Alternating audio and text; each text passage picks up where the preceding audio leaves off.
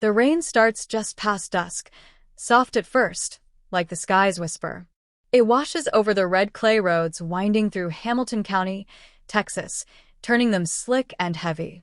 Inside the modest one-story ranch house nestled behind a battered white fence, Elijah Carter pours hot coffee into a chipped ceramic mug and watches the storm roll in through the screen door.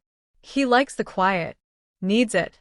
At 42, Elijah lives alone on the land his grandfather once broke with blood and bone. 300 acres of stubborn soil and grazing pasture, handed down through generations of black men who never expected fairness, only survival. The world out there, beyond the barbed wire, beyond the line of oak trees that hem the property in like centuries, moves too fast. Out here, it's just the land, the animals, and the hum of a life rebuilt with hard work and silence. But lately silence hasn't been so kind. The trouble started small. Fences cut, hay bales slashed, feed deliveries missed or mysteriously delayed. Each time Elijah reported it, the sheriff shrugged with the same tired smile. Probably kids messing around, he'd say. Don't go blaming the whole town. But Elijah knows better. He's felt the shift in the wind, the long stares when he drives into town. Like folks forgot who he is. Or maybe they just don't care anymore. Last month, a new family bought the property bordering his, moved in with shiny trucks and brand new boots that never touched dirt. The Grangers. White folks with money and attitude. The father, Clayton, carries himself like he owns the county. First time they met, he looked Elijah up and down and said, "Didn't know this land was still occupied. Not owned. Not farmed. Occupied." Elijah said nothing. Just nodded, walked away, and tucked the insult deep in his chest like a sliver of glass. The cows low outside, restless in the wind. Elijah sips his coffee and listens. Something's off tonight. The kind of quiet that hums too loud. A knock shatters the stillness. 3 slow raps on the front door. Elijah stiffens. Sets the mug down. The knock comes again, harder this time, edged with urgency. He crosses the floor and pulls the door open. And there she stands, soaked to the bone, hair plastered to her pale cheeks, dress clinging to her like sorrow. A baby wrapped in a blanket rests against her chest, small fists curled, lips quivering. Her eyes are wide and hollow, like she's run 100 miles through something worse than rain. "Elijah," she chokes out, voice cracking. "This child, he's yours."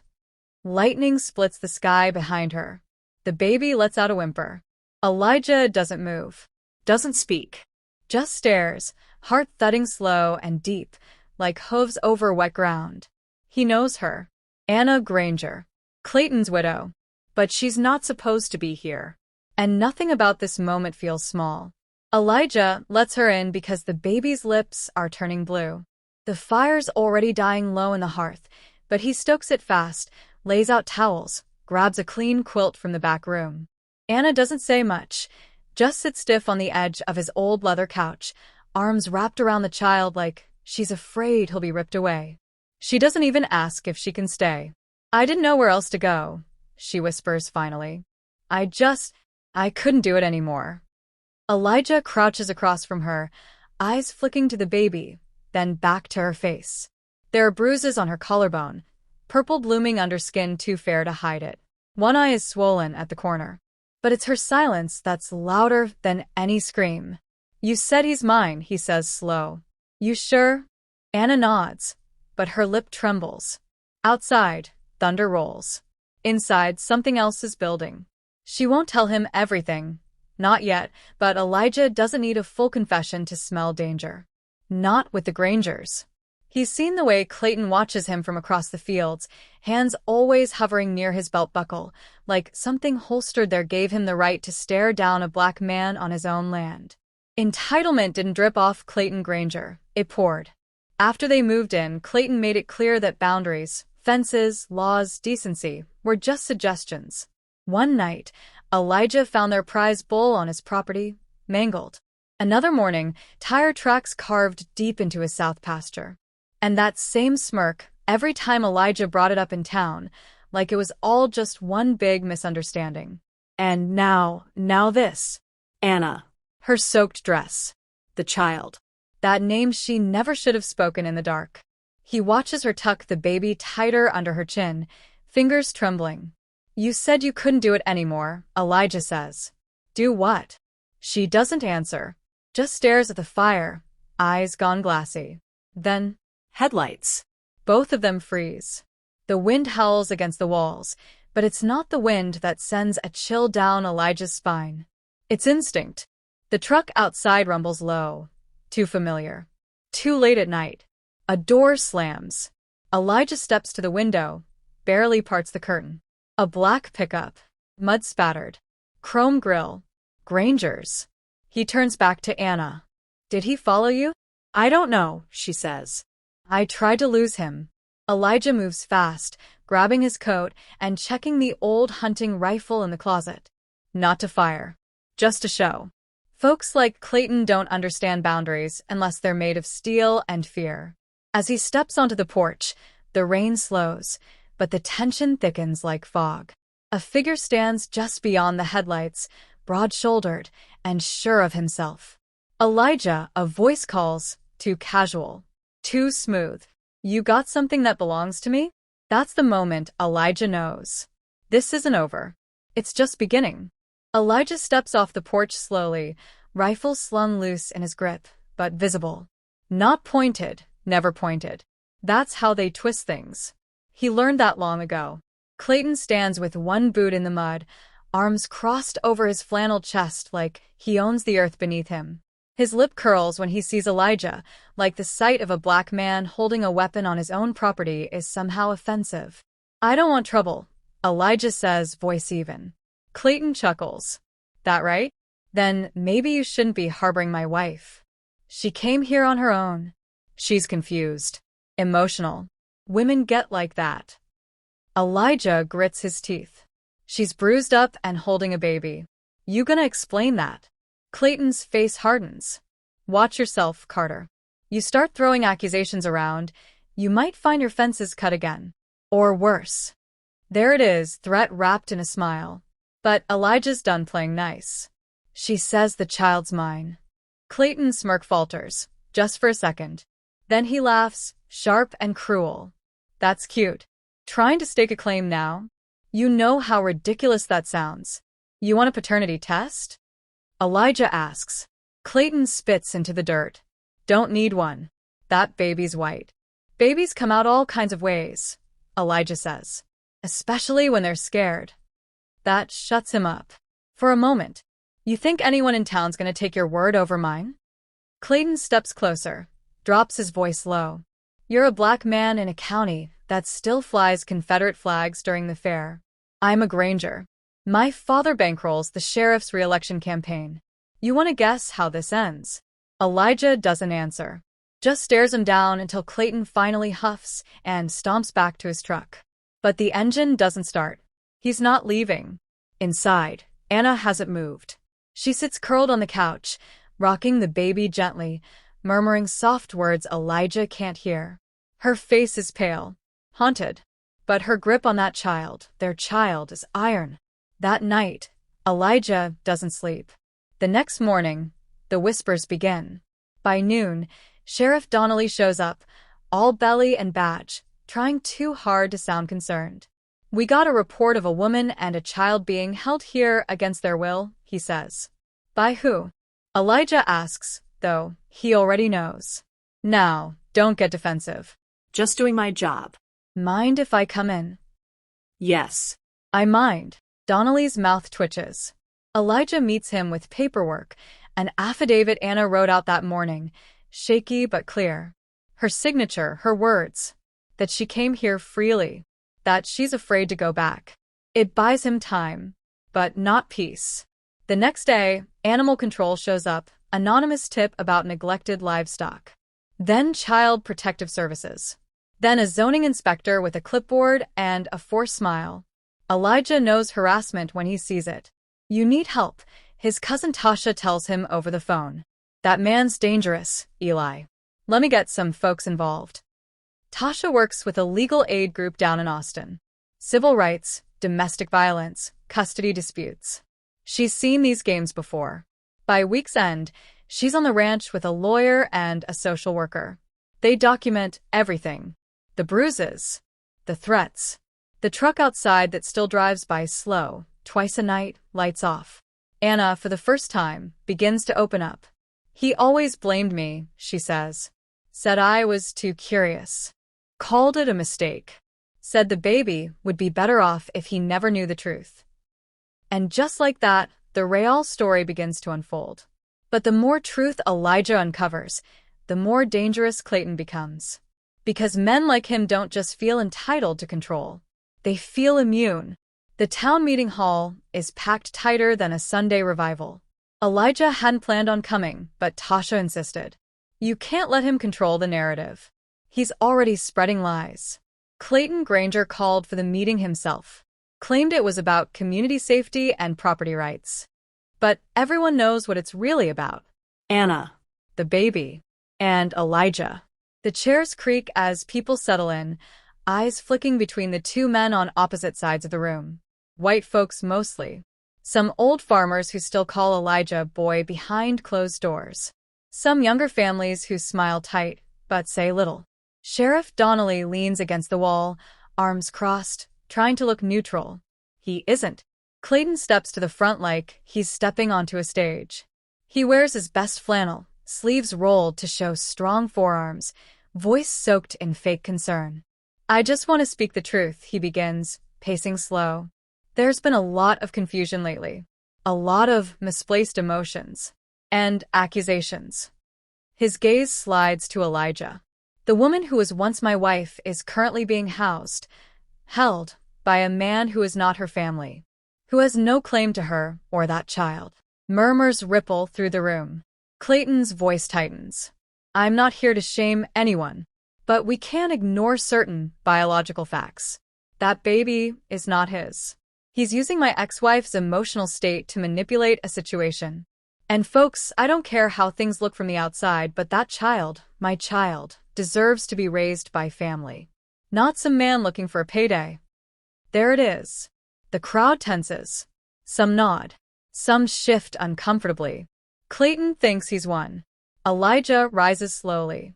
Walks down the aisle, shoulders squared. Every eye follows him. Every boot scuff echoes. He stops at the front. Looks directly at Clayton. You done? He asks. Clayton shrugs. Go ahead. Say your piece. Elijah turns to the room. You all know me. You've seen me in this town since I was a boy. I've worked this land every day since my father died. I've paid my taxes, minded my business, fixed half the roofs in this town. Pause. But not once, have any of you stood up when I was targeted. When my fences were cut. When my livestock went missing. When I was harassed, watched, followed. He looks back at Clayton. This man's been trying to break me down piece by piece. He thinks he can rewrite the truth because of the color of my skin. Because people here let him. Clayton laughs, forced. Is this the part where you call me a racist? That your word means more than mine now?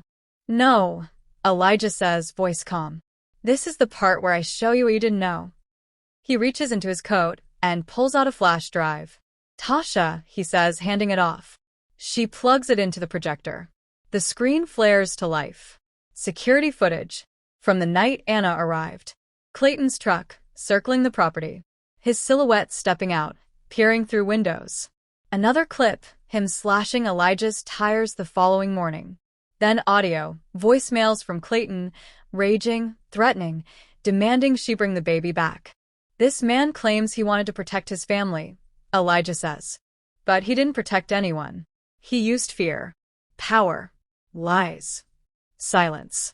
Clayton's face is red now, jaw tight, but he still tries to speak. This is out of context. You can't prove. I can. Anna's voice rings out from the back. She steps forward, baby in her arms. Her face is no longer pale. It's steel. I kept records. Photos. Every bruise. Every threat. And I took a DNA test. She holds up the envelope. Elijah is the father. Gasps. Whispers. Someone swears. Clayton stares at her like she's a stranger. And maybe now, finally, he sees it. He's not in control anymore. Clayton takes a step back like the truth just punched him in the gut. The town hall is dead silent. Elijah stands beside Anna now, not saying a word. He doesn't need to. The footage plays again. The voicemails. His voice, unhinged and snarling, broadcast to every soul in that room. You think anyone's gonna believe you over me? You think that Mutt's gonna grow up anything but a mistake? People shift in their seats, some with shame, others with growing disgust. I didn't mean it like that, Clayton says, hands out, laughing nervously. I was upset. I was provoked. The sheriff clears his throat, but doesn't move. Clayton's eyes scan the room, looking for a lifeline. The old guard. The loyalists. But no one stands up. That's when a voice from the back says, "We heard you clear, Clay." It's Old Man Tompkins, used to be Clayton's biggest donor during his failed run for the zoning board.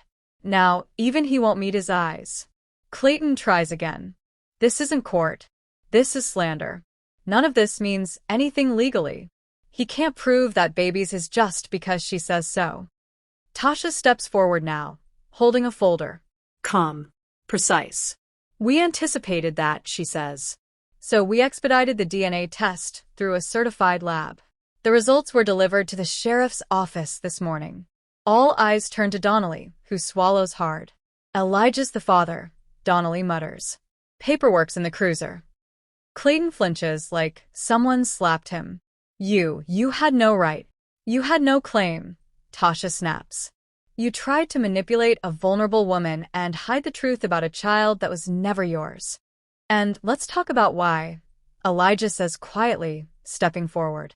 Because a black man fathering a child with your wife? That broke something inside you, didn't it? Clayton's fists clench. You couldn't stand the idea of that baby being mine. You'd rather destroy 3 lives than admit it. That's not love. That's hate. Clayton lunges. Just one step. Just one crack in his polished image. But it's enough. 2 deputies are on him instantly. Sheriff Donnelly finally moves, ordering him back. Clayton resists, yelling now, something about conspiracies, about liberal setups, and they're all in on it. The room watches his unraveling with wide, stunned eyes. Then another voice rises. I saw him that night, says Maria Gutierrez, the janitor from the diner. She steps into view. He was tailing her down the county road. Almost ran me off the shoulder. I didn't want to get involved, but I can't stay quiet anymore. Add her to the witness list, Tasha says, already writing. Clayton's face crumples. His world has shifted under his boots, and there's nothing left to stand on. By the time the deputies haul him out, his boots drag. Reporters will have the story by morning. There's already someone filming on their phone. Clayton Granger, pillar of the community, land baron, kingmaker, exposed as an abuser and liar. And worse, no longer feared. In the hallway, Anna leans into Elijah, holding the baby tight. You okay? He whispers. She nods, eyes glassy. He can't touch us now. No, Elijah agrees, watching through the window as the patrol car door slams shut. He can't. Because sometimes justice doesn't come like thunder. Sometimes it comes like a whisper, steady and undeniable. And it changes everything. It only takes 2 days for Clayton Granger's world to fall apart. By the next morning, his mugshot is plastered all over local news. Prominent rancher arrested in domestic abuse and custody scandal. The footage from the town hall goes viral. Every word, every threat, every racist slur he thought no one would dare challenge. It's all out in the open. His company loses its biggest contracts. The bank reevaluates his loans. And the sheriff? Forced to open an internal review after reporters start asking why it took so long for the law to act. Donnelly's tight-lipped now, his badge a little less shiny in the sun. Elijah watches it all unfold from his porch, a quiet cup of coffee in his hands, and the baby cooing in a blanket nearby. His land is still here. His house still stands. But something's changed, and it's not just the silence where Clayton's truck used to lurk. It's in the way people drive slower past the gate now, not to spy, but to wave. It's in the envelope slipped through the mailbox with no name, just a note. I'm sorry. We should have seen it sooner. Even the pastor from First Baptist stops by, hat in hand. I judged, he admits. Judged you harder than I should have. I hope you'll consider coming back. You and the boy. Elijah doesn't say yes. But he doesn't say no either. Anna takes up space in the kitchen like she was always meant to be there. She hums now while she cooks, her eyes less haunted, her laugh less brittle. At night, she leaves the baby monitor on the nightstand and falls asleep holding Elijah's hand like an anchor. One evening, under a sunset the color of rust and honey, she turns to him on the porch. Do you think he'll ever really pay for it all? She asks. Elijah doesn't rush to answer. He watches the breeze bend the wheat, thinks of generations who never got to see justice swing back their way. I think he already is, he says. Not because he's in jail, but because now the world knows what he really is. And that sticks longer than bars. She leans her head on his shoulder. And for the first time in a long time, they both exhale. Across town, the Granger Ranch sits abandoned. A for sale sign sways in the wind. The gates are rusting. The windows are boarded up. His name means nothing now, just an echo of arrogance. But here at Carter Ranch, a different kind of legacy is growing. Elijah plants a new orchard out back. Pears and peaches. Something that'll take years to bloom. But he's patient. Because now he has time. He has hope. And he has family. The baby laughs from the blanket as Anna lifts him into the air, sun glowing in his curls. Elijah smiles and steps forward, arms wide. Come here, little man. The child giggles and reaches for him, without hesitation. No fear. No shame. Just trust. It's not a grand ending. There's no parade, no public apology, no magic fix to decades of quiet injustice. But there's peace. And in a town that once whispered behind his back, now people nod when they see him coming. Some out of guilt, others out of respect. Either way, Elijah Carter walks with his head high. Because truth doesn't need to shout to win. It just needs to stand. And now, finally, he's standing on solid ground.